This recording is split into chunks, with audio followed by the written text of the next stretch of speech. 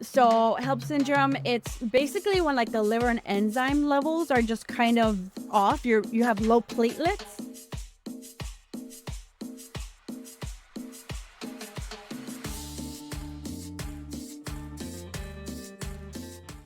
Hola, hola, amiga. Welcome to another episode of the Viva la Mami podcast. I am so honored to have an amazing jefa and overall mujer who is doing so much for the community through her products and just like the messaging that she has. I have her sweater, but it's already packed in Mexico. I really want to spotlight this mujer's business just because I feel like you, Xochitl, have done a really unique business model, I think. And I would love to hear a little bit more about that, but also your motherhood story, because that's something that it really hit me as a listener who also listens to your podcast, the Werk Mija podcast. And I think that there's just a lot that our comunidad as Latinos have to break from.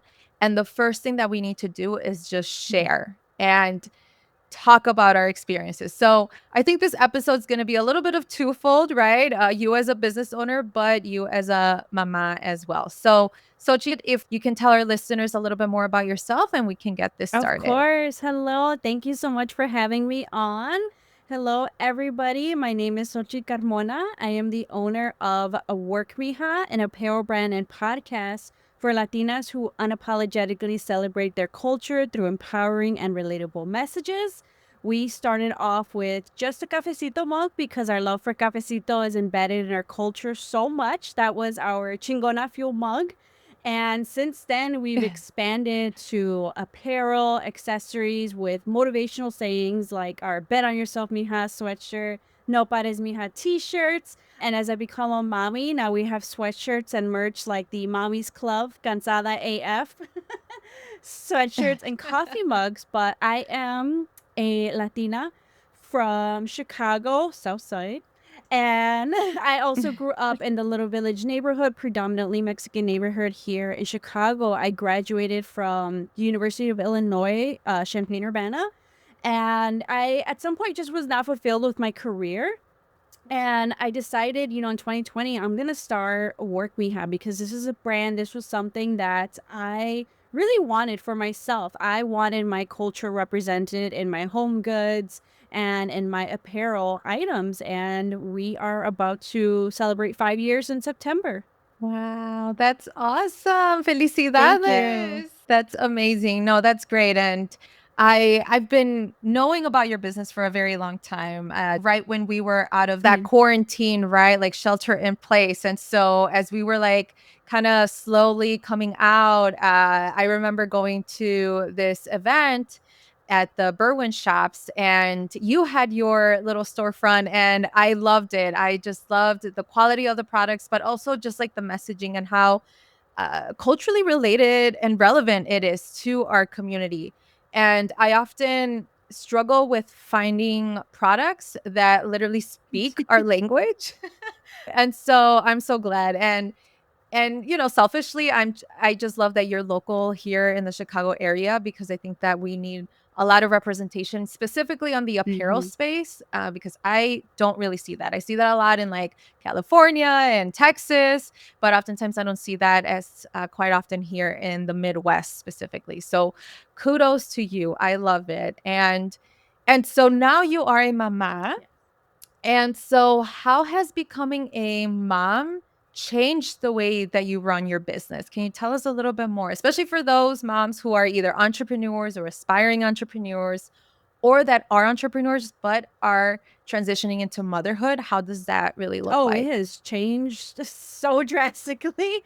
So, honestly, for those who don't know, I am what you would call a solo entrepreneur. It is just predominantly me. Obviously, I have great support and help from like my husband, parents, family, friends who are really great getting the word out about my business. They kind of help here and there when and where they can.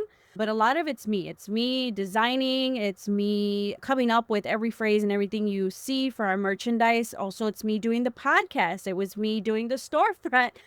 Here and there, I would have help like contractually kind of helping with stuff. So I have to like even think about it too. It's like when I think about 2023 me, when, you know, I feel like that was the year of the Berwin shops. That was probably my craziest year ever. That was going into 3 years in business versus 2025 me, maybe even 2024 me. 2024, I was pregnant as of like January up until July, and then we had baby, right? Like it's almost like two different people. And I even sometimes like initially I would kind of think of it like, oh, is this like my slow down, quote unquote? But I do like to kind of think of it as more of I'm more intentional about how I do business now. I feel like as the years have progressed in my business too, I have been more intentional about where I put my time and energy. And I think especially now more than ever that I'm a mom, my energy, I want the majority of it to go towards my son, my family, right? So when I think about opportunities, it's not only financial, is it a good opportunity, but is it worth my energy? Is it really, it has to be worth my time. And, you know, is this worth my time away from my son? I have to factor that in too as well. And 2023, like I said, I was a solo entrepreneur. It was very much like let's go, go, go, go, go. It was, you know, the chingona fuel to the max. And it was just like, oh, hey, there's this opportunity. I would kind of factor it into, does it make sense for me on the larger scale? Because as much as, you know, I'm kind of doing as much as possible, I have to wear my CEO hat more than anything. And if I'm doing all the little things, you know, I can't be doing the larger scale strategic planning. So even in 2023, I was still kind of thinking like that, but it was like, hey, it is a great opportunity. Let's jump on it. Oh, this is on a Tuesday, a Thursday afternoon. Let's do it. You know, like my schedule is my own. Now, as a mom, my schedule is not my own. Yep. I have a new boss. You know, it obviously, especially when it's like a weekend event, you know, dad's there. All right, cool. You know, he works Monday through Friday as a teacher. Weekends, you know, I can do an event. I can jump on that a little bit easier. But sometimes, you know, some of these corporate events, they're going to be on a Thursday starting at 9 a.m. to like 4 during the day. Friday, I have really great help from like my suegros and like my stepmom and dad even. So during the week, you know, it's like, suegra, hey.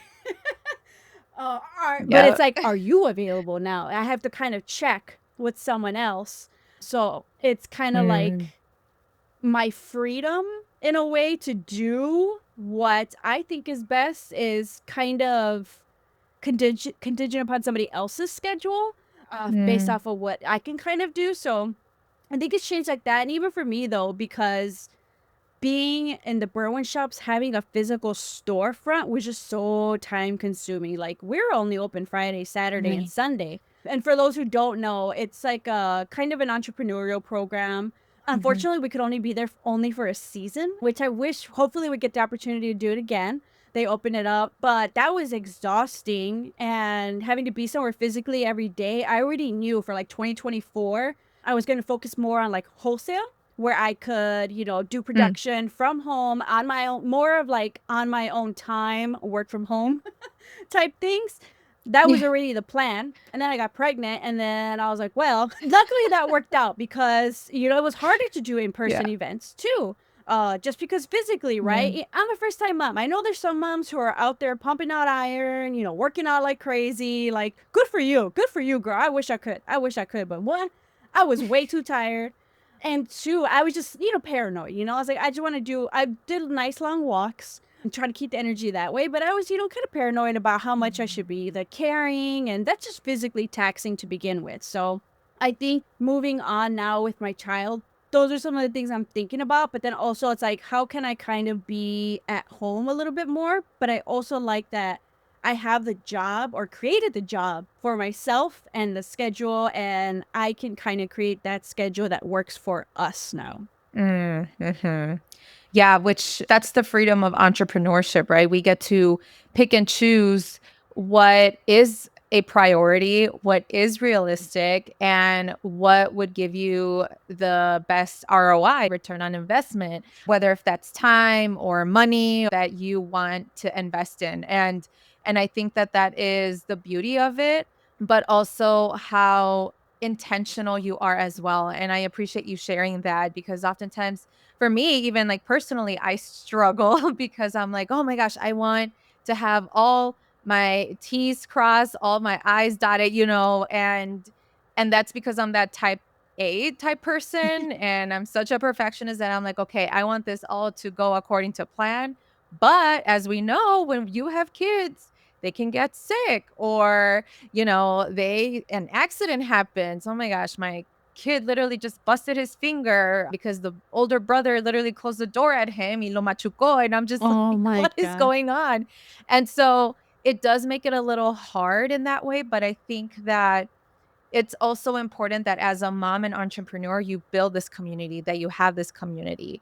So I don't know, have you built a community of other mamas who are entrepreneurs, and how relatable is it, or how empowering is it for you to have this I community? think it's not something I've built from the ground up. I think it's more so now connecting more with those maybe friends that I've had on a different level who are also moms. It's a very much now like, you get it.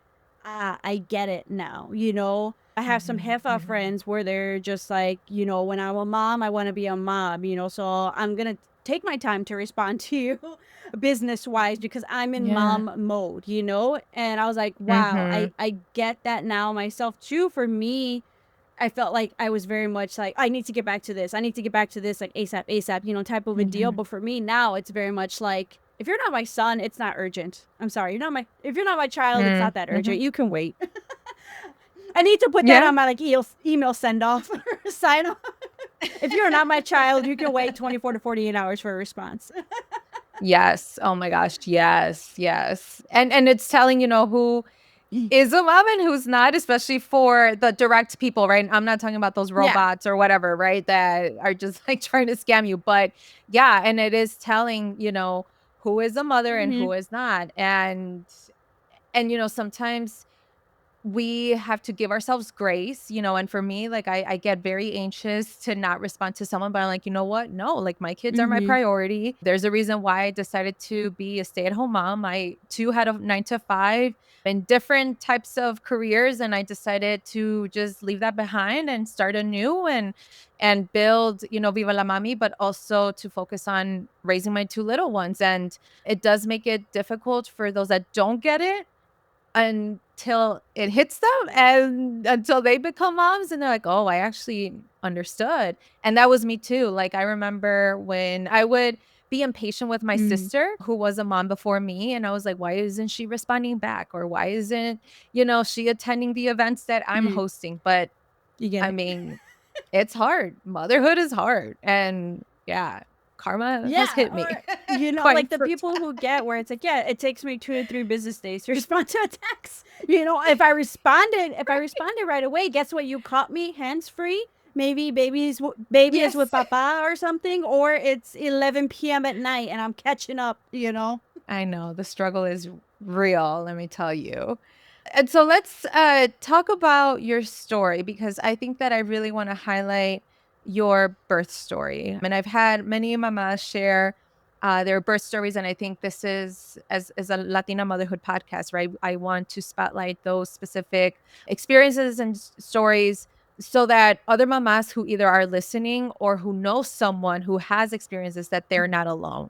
I think it's very important for us to share, compartir. Somos buenas para chismear, but there are certain things that we Yeah. keep. And it's like, no, this is an opportunity for us to kind of open up.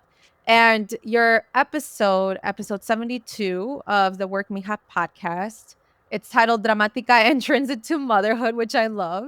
Yeah, like you shared such a vulnerable story and how it made you decide to open up about your NICU experience. So, can you tell our listeners a little bit more? Obviously, they can listen to your own podcast episode, but just a little glimpse of it as far as with why did you decide to open up to the public For about that? sure. And I don't know why I had a feeling it'd be a dramatica entrance into mother. Like I just knew. Or even in the episode, I kind of mentioned I had a dream. During that Mhm. like halfway through scan 20 weeks, like this baby is going to come 2 months early, and it was the craziest dream ever. I've always been a vivid dreamer. I was due in September, so I was like, oh, okay, we're planning for September.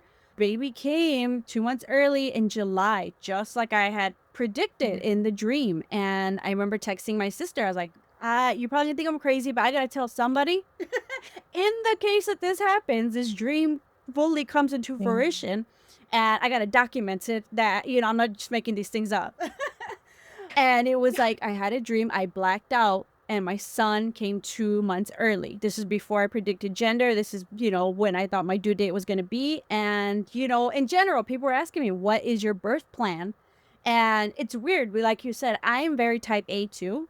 And so I thought during my pregnancy, like, I'm going to be very, like, rigid, crazy, hangry, type A. I was super chill. I was a complete opposite. Like, I was very much like go with the flow, chill and unbothered vibes. Don't worry, that changed back to myself now. But, people would ask me, I was like, birthdays, like, I guess I should, do some, what, are people still doing lamas? Like, what's going on? Like, can I look up a video online? Birthing, right? I'm thinking it's going to be a vaginal experience. You never know. And that was always in the back of my mind. You never know. All I want is for everyone to be happy, healthy, and safe. And, somehow that somewhat ended up happening. But honestly, I was healthy. I was healthy throughout all of my pregnancy. It was very just smooth sailing. At most, I was super tired. I had the second trimester was like that second trimester. What is it? Like the energy boost you get, which is really, really great. Yeah. Which also, if you're an entrepreneur pregnant, second trimester, like don't let second trimester delulu make you overload your schedule. Like think like I can do an event at like 31, 32 weeks pregnant. No, you can't, girl. Because as soon as I hit that third trimester, I was like, no, you can't. Cancel that. Yeah. But, we're monitoring baby and, he was starting to look a little bit smaller in general, but everything was always good and healthy. So, just to be safe, they put me on just to kind of heart monitor rate and do ultrasounds. Everything was great, I think, until my blood pressure was raised. I've never had high blood pressure. I really didn't have any other significant symptoms because once again, I feel like that's the thing too. A lot of preeclampsia type symptoms can also be pregnancy symptoms, right? Like you're extra exhausted. Right. Like you're tired. Right. Your feet are swollen. My feet would get swollen, but if it was really hot and I was walking and then, they'd kind of go back down, right? So any of these quote unquote symptoms I was having, I was starting to feel like crap, but I was like, is it pregnancy or is it something else? And, until I got that high blood pressure reading, is when they took me into extra monitoring. And I especially wanted to share my story too, because I had never heard about HELLP syndrome, which is what I was diagnosed with. And I feel like a lot of people probably hadn't heard of HELLP syndrome. I've heard of preeclampsia. Yeah. I've never heard of HELLP syndrome, which is what I was diagnosed with. And then for our listeners who don't know what that is, can you explain to us what it is? Or I'm assuming that's an acronym, right? Like, yeah. So HELLP syndrome, it's, to put it lightly, it's a more severe form of preeclampsia. And it's so severe, it's in its own category. So HELLP syndrome, it's basically when like the liver and enzyme levels are just kind of off. You have low platelets. So it's like hemolysis, elevated liver enzymes, low platelets. And basically your body's just kind of breaking down in itself. You don't have those, the platelets is what kind of helps you from hemorrhaging. It kind of helps you from bleeding out. So because I was diagnosed with that and on the spot, they're like, okay, you have a couple of options, but this is why we don't recommend a vaginal birth and or a regular C-section with an epidural, which, typically you'll see you're awake. They kind of just have like that blue type of tarp like over you, but you can still kind of be aware. But like they said, you couldn't do that because of your HELLP syndrome, because basically you probably wouldn't survive it. Oh my and gosh. I remember as we were monitoring baby, they're like, as long as they kind of get around to the 32 weeks, that's what's going to be safest for baby. And we had just made it to, that was a 32 and a half weeks. Wow. So, I mean, just to kind of on the day there with my husband, they're like, you have HELLP syndrome. I don't really know what this is. I just know the best option for this is to, like preeclampsia, to cure it, is to deliver the baby right then and there. That's what's going to be best for mom and baby. And for me, under anesthesia. So basically, I couldn't be awake. And because of that, my husband couldn't be there with me, you know? But, what do Yeah. you do? We're like, okay. Like, then they're like, and we need to move now. So very dramatica. So I was like, oh, this baby's being Yeah. born today. Wow. Yeah. And I'm sure that, I mean, that could hit anyone, right? And just like sudden and unexpectedly, and knowing that you're in this transition of being a mom too. Like there's just so many nuggets here that it's just wild. And you mentioned on your episode that you talked about not feeling like a mom right away Mm-hmm. after birth. Is it because te impactó así, like suddenly, dramatically, verdad? Or is it because you felt that you weren't prepared? Because I don't know if the bag was packed or whatever, right? So, like, can you share more about that experience? Like, why did you feel that way? Yeah, I feel like because I blacked out and I woke up and it's like you quote Mm. unquote had a baby. Where's the Yeah. baby? And I don't know how many days it is when you typically do like maybe like a vaginal birth. A hospital stays at like 1 day, 2 days. But for me, I Mhm. think we went in, it was Tuesday, he was born at 3 p.m. And then I think we got discharged Friday. So I was there, obviously C-section recovery, a little bit longer. And it's because you're there and it's almost like, I guess you are in this whirlwind, plus you're doped up on like magnesium to specifically keep you from having seizures because of the HELLP syndrome. Because Yeah. even what I learned, even Mm. after you give birth, which is what's supposed to help, cure the HELLP syndrome, you're still at risk of postpartum HELLP syndrome. So you can still have a seizure. You can Mhm. still be complications. I'm like, great. So it's like you're kind of navigating in like a daze. You're not there with your baby. Luckily he was in the NICU and my husband was great going back and forth, visiting him, visiting me, but you don't have him there physically. And I'm going to Yeah. get emotional. Yeah. I like that Yeah. part gets me all the time. And I think it's because, we often think of childbirth as Yeah. like bliss. We think of childbirth as like just this positive experience, very como así, oh, it's very sweet and everything's going to be okay. And the thing is though, everyone has their own unique experience. And for those that we often want to have their experience are the ones that just have amplified these voices, right? They've amplified like, "Oh my gosh, I had such a great Mm-hmm. experience and it was great."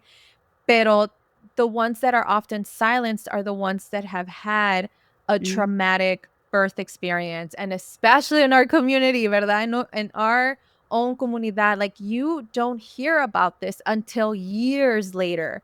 Like I just knew that one of my second tios was a Oh, yeah. preemie, and I guess he participated. His parents like had him participate in this research study about babies and how it's like being in the NICU. And this was back in the 80s. And I was like, say Mm-hmm. what? Like, I didn't know this. Like, and so it's like, no, like, I think you are still Oh, healing from yeah. this because you are Yeah. crying, right? You are still thinking about that and that experience itself. And I just can't imagine what it's like for a mama to just keep it Mm-hmm. all in and not really share it to Oh, other yeah. mamas who are either expecting or who have had that experience. And it's not to like, scare Yeah. anyone.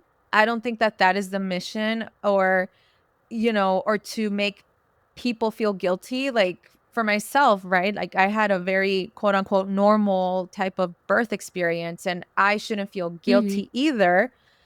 I know that it gets complicated, right? Because a lot of times it's like, well, I wish I had your experience Mm-hmm. or this and that, right? But I think that it's just a matter of normalizing our experiences and recognizing that each story is going to be different. Each birth story is going to be different. And so I don't know if you have any thoughts about that. Like when you had this experience, like how are you healing with this? I guess that's my question. Honestly, it's talking about it. I'm a talker.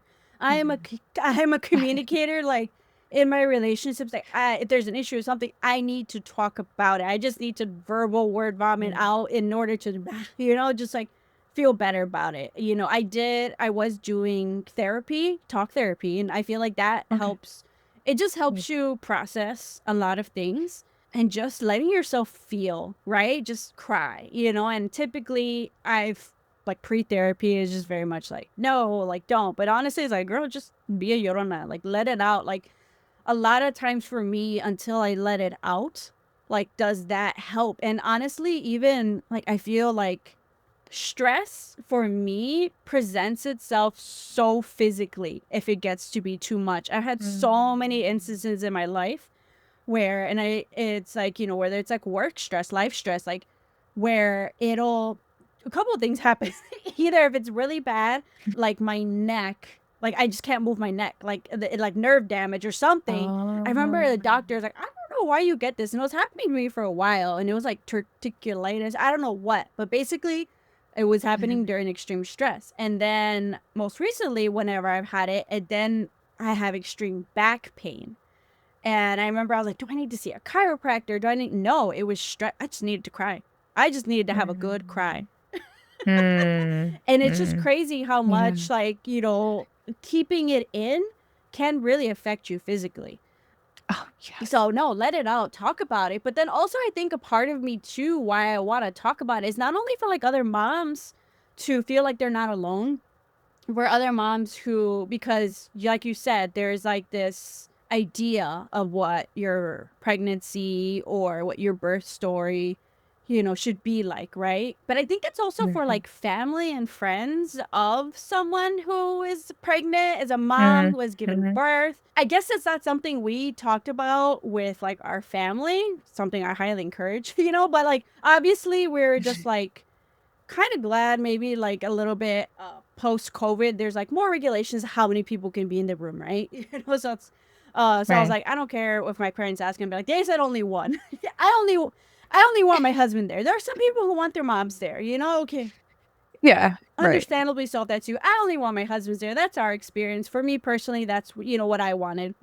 But I think especially for family members to understand, maybe for after birth experience, because I feel like a lot of people just assume you had a baby, let me go visit you in the hospital. I guess I didn't think I needed to tell people like I don't want to see you in the hospital, or there's people who like try to come afterwards, whatever. But I think especially with that experience, I'm recovering from a C-section, my baby's in the NICU. It's a little bit more, like I did have families show up, but not only show up, but show up unannounced, like, oh my God. that was just okay. Not only that, but then they came with like, thank you so much. I appreciate the thought, but from my perspective, you're coming with flowers and balloons. This isn't a hotel stay. This is a tiny little room. And I just gave birth. I don't know what's going on. There's all these things, more stuff we have to pack into the car, like, don't bring flowers. Don't bring gifts. Like, wait till I get home. And even then, for me personally, even less, because I've got a whole baby to take care of, So there's like that whole like, why did you come? Like maybe let's think about this. Let's ask the birth mom, what do you want? When's the best time to visit? And or if you are going to visit, bring me food. You better come with food. Don't come to visit just to see the baby. Like, you do something for me. Exactly. Like, come do the laundry for me, or, wash the dishes for me. Don't just sit and just like hold the baby. Yeah. But I think especially for that experience too, it was like a whole different thing. I think a lot of family members didn't realize what the situation was. And I think for someone like me who has like high anxiety too, I'm over here trying to recover. I have quote unquote guests. So I'm feeling like, am I supposed to entertain you? They're like, no. Then I was like, what are we going to do? You just want to chit chat? Like, I'm recovering. I want to go see my child, if anything, So I also share for that purpose. Yes, absolutely. And there's no shame about that, right? Like, I think that you have every right to just talk about how you felt, right? Because I'm sure that at that moment you were in such a vulnerable state, right? Where you can't, you just didn't have the opportunity to speak up. But I think now it's just like an educational moment. I don't want to say like a lesson or, como un like we're not trying to guilt you, but I think it's more so how can we inform family about this if another situation were to come, because you never know. Like, there's so many, again, childbirth is it's something that will never be Yeah. consistent. Like, even like if you have a second baby, your second childbirth is going to be completely different than your first. And that's something that I think we just need to bring that awareness. And it sucks that a lot of times like people have to do the work. Like, you are doing the work of like talking and sharing, and it could be triggering for you, or it could be, again, you may cry again and stuff, but I'm glad that you are speaking up and you are sharing your story so that family can be aware of this, and that way they know what they should or shouldn't do. And I know that it's so hard, especially in our comunidad, right? Like, we're all just Mm-hmm. metiches. We all just want to see the Mm-hmm. baby. And I get it. But with your baby being in the NICU, what was the hardest part about being a NICU mom? And what kind of support did you get during those days while your baby was there? Yeah, I'm curious how you were treated, Yeah. basically. The hardest part is leaving him there every day, which we had Yeah. to do for 48 days. And, not to say that the days got easier. I think we just became a little numb, maybe, or it was just like, there's just so much going on while you're there, So it's like, it's just go, go, go, go, go. Meanwhile, mind you, I should be recovering from a C-section. But from day one, I'm trying to weather the first couple days via wheelchair, having my husband take me. The next couple days, it's like, yeah, you should do some mild exercise, walk a little bit and walk, right? But you're walking through a hospital. So it's like, I don't even feel like I ever really did recover, which I feel like is a whole nother thing for C-section moms. So it's like, Yeah. and like even different things and ways trying to like, take care of him and stuff. But honestly, I think having to leave him every night. And I think it would always get to me on our way home. That's when it was like, I'm fine, I'm fine. And as soon as we would kind of like get to our block, it's like, you're coming home, and you're coming home to your quote unquote like empty nest, right? So I think that was the hardest part, but also I'm thankful that I chose the hospital that we chose because it was central, Rush Hospital here in Chicago. It was central to everybody. Mhm. And also, I think it was, once again, my husband, it was going to be his first year teaching. So it kind of worked out. I say Mateo did us a solid, 2 months early. So we kind of had that, August before he started, school, to kind of be there in the hospital with me every day so we could go, because we Mhm. were going to be there every day. But then after a while, we have Yeah. one car. So how are we going to do this, right? Especially because the hospital's great and there's a whole program where you can get free parking for NICU parents, which is a blessing and a Mhm. financial blessing on its own, because, hospital parking is not cheap. And so we got that covered, but then it was like only a 1 in, 1 out type of a deal. So I was like, how do we do it? Do you drop me off before you get to work? Do I drop you off? And, it was crazy. But luckily, my brother in law was like, I'll take you. And then Frankie can call my husband and, pick you up. And we didn't know how long we were going to be there. We're like, this could be a while, dude. But he did it, and I was so grateful for that, because that was one less stressor, because even just being there from like 10 a.m., which even I still feel guilty about being there so quote unquote late, right? Till 8 p.m. at night, right? Mhm. So as late as, I kind of could be. That's so draining. It's draining to be in the hospital. We did get, I think they have a great program for the NICU where we could kind of leave Mhm. our stuff there. That was our room. We could have a breast pumping machine designated just for me so that I could essentially keep up with the pumping, which Yeah. I'm grateful I was able to pump milk. But, they Okay. did have a program there, maybe for moms, if your milk didn't come in, they have like milk donors from like women who have an Mhm. excess supply, which was great. But I'm going to admit, at the same time, I was like, I was going to feel some type of way if I had to give my Yeah. son the donor milk. I know it would be great. What Mhm. Fed is best, right? Whatever way you choose, we do Right. formula now. Fed is best. But I know, for Right. that to be his first, personally, I think, I would have felt. But, my milk came in. He's only had mama's milk, and look, Kirkland formula Yeah. now. But, I was able to do that. And even they say, having pumping with your baby there also helps. So I Mhm. think in general, we had a good Absolutely. hospital stay. We had some great support. We had family. who would come and visit grandparents and, you know, siblings when they kind of could. So Yeah. I was grateful. You know, he had family there. Yeah. And again, we don't think about like those long stays. We don't think about not returning back home with our baby. And yeah, I'm just glad that I have you here, that you are able to share your story once again, because it's just a matter of normalizing this conversation. Just like when you think of the conventional and typical way of when a baby is born, right? Like there are so many nuances. And I've had a variety of mamas here on the podcast, similar to your experience as a NICU mom, my very own cousin who had her baby very early. Also, a mama who had to birth a stillborn baby. And again, we just don't talk about these things. And I am just so appreciative of you just sharing and what that experience was like. And again, we mentioned how in our cultura, just we don't. eh, I guess the Latino culture doesn't recognize or encourage talking about traumas.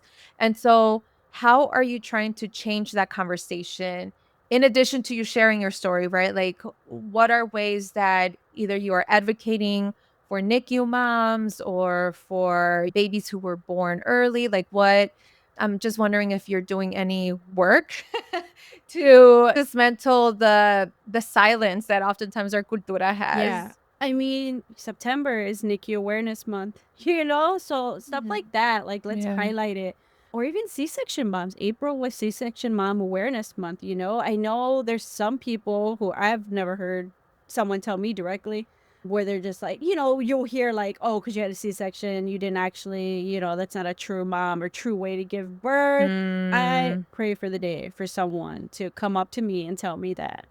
Like, oh, hell no, mhm. you know? So, like, advocate for Yeah. that. Or I think just in general, like, I think a big part of my sharing my story was because another Latina friend, you know, kind of shared her journey with her son.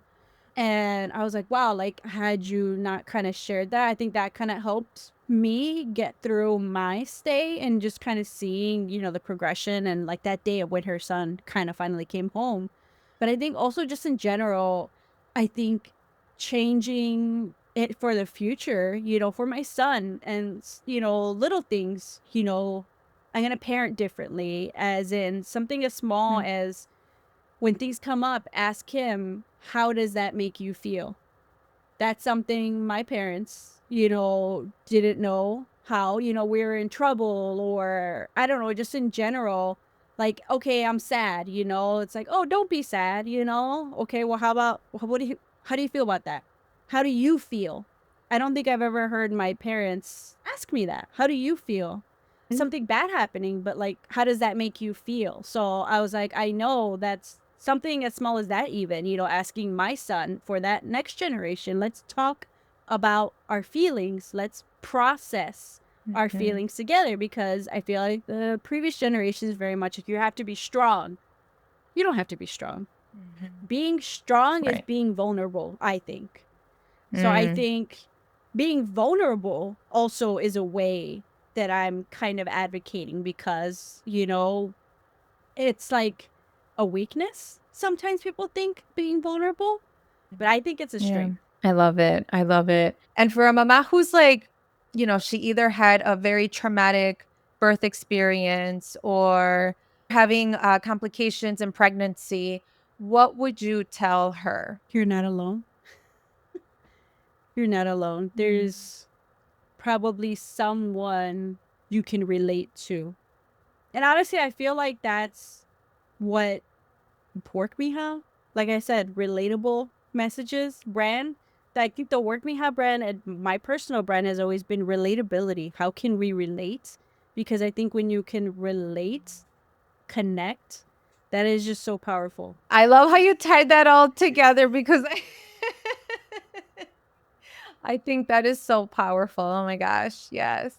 And I know that we have been taught to not share our stories, right? Especially as mujeres, que calladita te ves más bonita and Mm-hmm. all of those sayings, right? And I think that again, if we just want to heal from these lived experiences, it's definitely important to relate to another person to share, and because you never know, like you said, you're not alone, and I love it.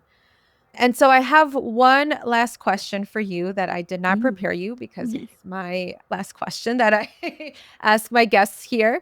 How are you redefining Oh, motherhood? fuck. I think the whole word, this has been a big word within this whole conversation. Just being very intentional, leading with intention, not doing things not because they're supposed to be that way, but like leading with what feels right for you and your family. You know, there's a lot of older generations of moms who did things a certain way. And I think, especially with my generation of moms and younger, you know, there's just so much more research and studies and just so much more information.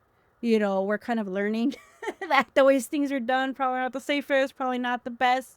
And I know a lot of old school grandmas and stuff will push that, you know, and make you feel like this is how you're supposed to do, but like do what feels best for you and for your children and your family. Just be intentional about whatever your decisions are. And that itself is empowering to do that. Like, that's when you know, just kind of going back to my coaster, like, no pares, mija, like you just work it, right? Like, you lead with intention. And I think that can also be reflected in the way that we mother, right? In the way that we want to raise our children. And I think there's definitely a lot of conversation about like mujeres being a force, you know, we are jefas and all of this. But then as soon as we become moms, it's like, oh, we're going to retract that. And it's like, no, we can still do this. And I love that you mentioned how like you are still being intentional about, you know, the way that you want to raise your kid, because I think that's what matters. So kudos to you, and kudos to the work that you're doing at Werk Mija. So Xochitl, where can people follow you and buy your product? Yes, for sure. So anyone, you can shop online at werkmija.com. That's WERK, mija.com. And you can also follow us on social media, wherever you like to hang out, Instagram, Facebook, TikTok, at Werk Mija, WERK. And if not, if you're in the Chicagoland area, you can also shop a bunch of our products at Mestiza Shop in Pilsen. And or we are now located in Yo Soy Bella Candles here in Garfield Ridge. But like I said, since 2024, we've been growing our wholesale. So we're in a lot of shops in like Texas, California. You go to our website, you can see where you can find Werk Mija. Congratulations, Xochitl, and thank you so much for sharing your story. It's so important just to let women break the silence, right? So that way we can normalize this conversation. We can normalize that every birth story is unique. It could be a little different than you would think it is, but I think that it's a matter of just being in full support with the mamas, and to also recognize that their birth story matters as well. So thank you so much. Break the silence, break the cycles. Yes.